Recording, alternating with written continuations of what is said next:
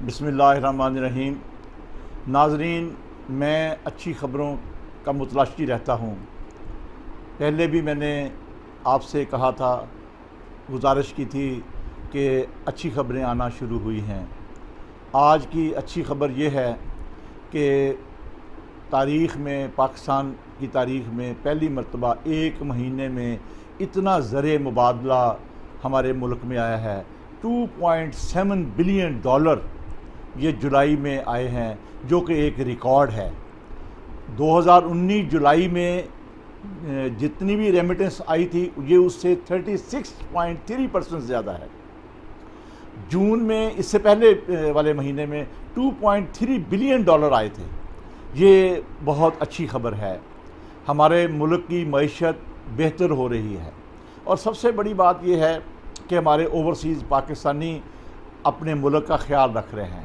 ان کو احساس ہے کہ ہمارے ملک کو ہماری ضرورت ہے۔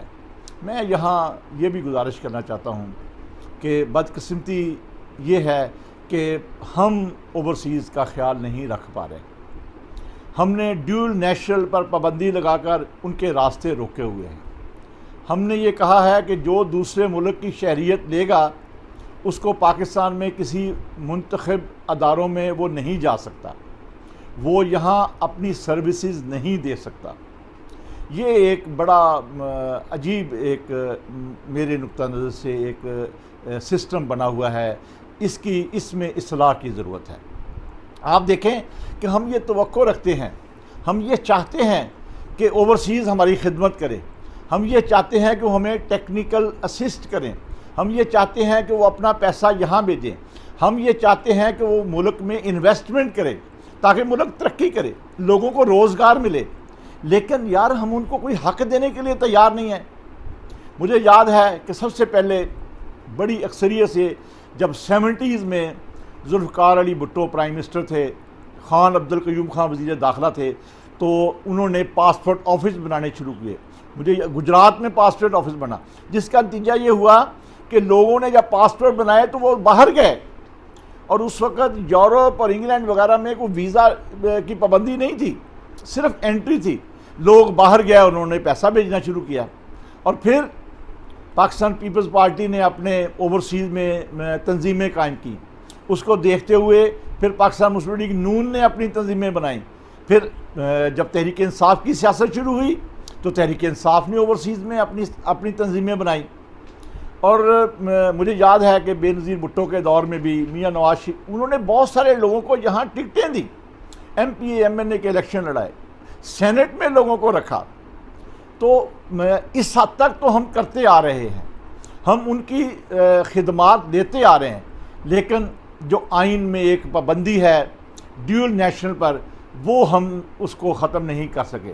ہم آج تک ان کو ووٹ کا حق نہیں دے سکے۔ میں سمجھتا ہوں کہ اوورسیز پاکستانی بہت بڑی خدمات انجام دے رہے ہیں۔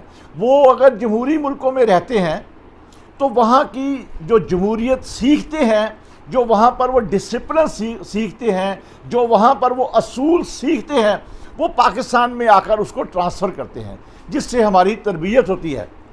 وگرنہ سچ تو یہ ہے کہ پاکستان میں بہت عرصہ ماشاء اللہ رہا ہے، ہماری جمہوری تربیت ہی نہیں ہوئی۔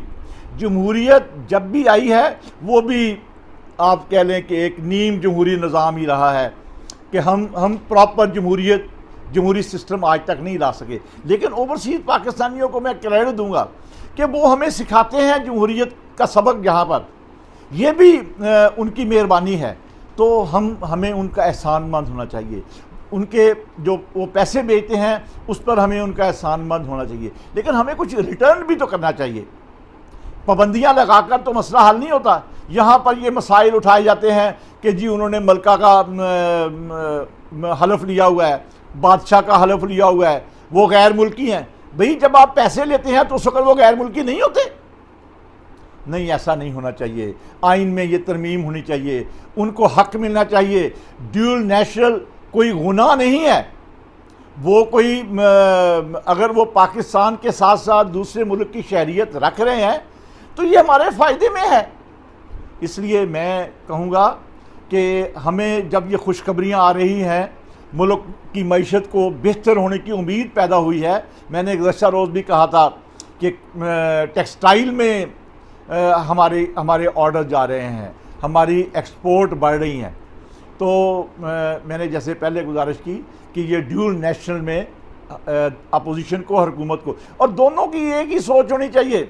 अपोजिशन की पार्टियों की भी तंजीमें हैं वहाँ पर, हुकूमती पार्टी की भी तंजीम है। मैं नहीं समझता कि इस पर इत्तफाक राय नहीं हो सकता। तो ये आइन में तरमीम करनी चाहिए, उनको हक देना चाहिए ड्यूल नेशनल वालों को कि वो पाकिस्तान में तमाम ओहदों पर वो इलेक्शन लड़ सकते हैं। यहाँ देखें क्या करना पड़ा, चौधरी सरवर जो गवर्नर पंजाब हैं उनको अपनी नेशनलिटी छोड़नी पड़ी। कितनी अच्छा वो काम कर रहे हैं, पंजाब में एक रोल अदा कर रहे हैं। और बहुत सारे लोग हैं, मुस्लिम लीग नून के हमारे नूरुल हसन तनवीर हैं, दुबई में थे, वहाँ भी काम करते थे, यहाँ वो इलेक्ट हुए हैं, MNA हैं। आफज़ सवाती अमेरिका में ह्यूस्टन में रहे हैं, यहाँ वफाकी वज़ीर हैं, मुल्क की खिदमत कर रहे हैं। तो मैं ये कहूँगा कि उनकी सलाहियतों को फ़ायदा उठाएं। कोई अगर यहाँ पर आकर इलेक्शन लड़ना चाहता है, किसी ओहदे पर रहना चाहता है, अगर वो अहल है तो उसको मौका दें कि वो काम करे, उनके जो तजर्बात से हम फ़ायदा उठाएं, पाबंदियाँ ख़त्म करें। और दूसरा ये है कि उनको वोट का भी हक दें, सिस्टम बनाएं। इलेक्शन कमीशन से कहूँगा कि वो इस बात पर अपनी वर्किंग शुरू करे ताकि उनको हम हक दे सकें। इसी उम्मीद के साथ कि हुकूमत और अपोजिशन इन ओवरसीज़ को पूरा हक देंगे। हम जहाँ पर उनसे तवक्को रखते हैं कि वो हमें और पैसे भेजें और हमारी इमदाद करें, वहाँ उनको ये हक भी मिलना चाहिए। बहुत बहुत शुक्रिया, इंशाल्लाह फिर मुलाकात होगी। दोस्तों, हमारे चैनल मुनीर अहमद खान ऑफिशियल को लाइक करें, सब्सक्राइब करें और बेल आइकन प्रेस करना मत भूलिएगा। और कमेंट सेक्शन में अपनी कीमती राय का इजहार जरूर कीजिएगा।